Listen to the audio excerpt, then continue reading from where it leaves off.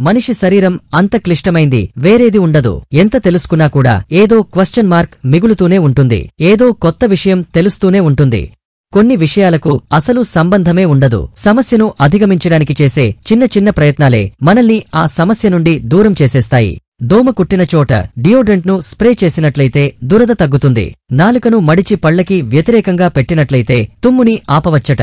కొందరు పగలబడి నవ్వుతుంటారు. నవ్వాపుకోవడం వాళ్ల వల్ల కాకపోవచ్చు. అలాంటప్పుడు తమని తాము గిల్లుకున్నట్టయితే నవ్వు చాలా సింపుల్గా ఆగిపోతుంది. మనకి అర్జెంటుగా టాయిలెట్ వస్తుంది, చుట్టుపక్కల ఎక్కడా బాత్రూమ్స్ లేవు. No problem.